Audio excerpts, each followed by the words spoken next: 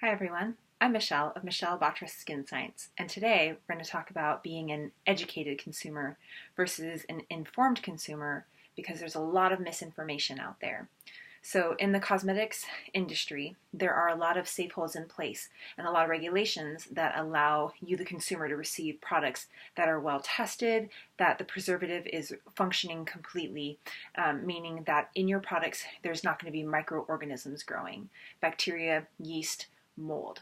What's happened over the last 10 years in the cosmetic industry is it's become a lot more consumer driven as opposed to sources coming from research and development and the chemists themselves. Now, it's great to have informed consumers who demand the best quality products and who are asking for certain ingredients that they want to see in their skincare line. But with social media, of course, everyone has a voice and access to information and searches on the internet.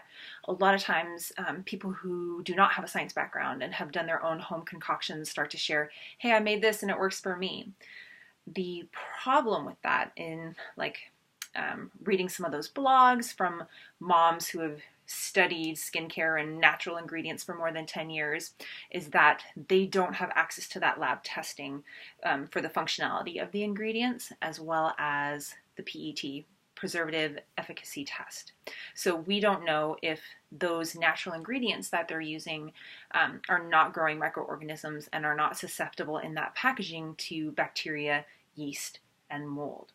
So why we have chemists and why they go to school, their degrees range from BSs in science all the way up to PhDs, and their entire labs dedicated to just research and development to bring the consumer the best possible products from, ranging from functionality to compatibility of the ingredients.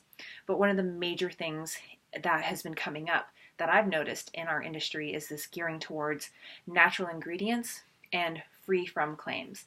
So what drives your purchasing of products? Like what as a consumer makes you buy a product? And if you go to say Target or you're online and you see something that says free of sulfates, free of this, free of parabens, then do you assume that the free from ingredient is a bad one just because it says it's free from? What I'm encouraging you and kind of pushing you to do as a consumer is to question everything and why are you buying something? Are you being influenced by a marketer or, a mom and pop shop who's trying to say this ingredient is better than this very regulated, complete industry? I see that a lot. So there are a lot of differences between it. And myself, someone who studied immunology, I can tell you that natural ingredients are often more immunogenic than synthetic ones. And what that means is that a lab source product, which is identical in chemical composition to a natural ingredient, can often be more pure because it's been regulated, and in a lab you're able to test it and check for its functionality and its purity. So I'll just read a little something let's see what the FDA has to say about all of this. Asking whether cosmetics made with organic ingredients are safer for consumers than those made with ingredients from other sources. The FDA states, no, an ingredient source does not determine its safety. For example, many plants, whether or not they are organically grown, contain substances that may be toxic or allergenic. I'm also right now citing Cosmetics and Toiletries, a magazine that I like to read for little blurbs of information and scientific articles. Canadian government has stated that, quote, a synthetic substance that mimics a natural one can sometimes produce a purer, more stable ingredient that gives the product a longer usable life. So I recently was reading this article. I love to go on the internet and see what's out there and kind of see what people are talking about and what's trending.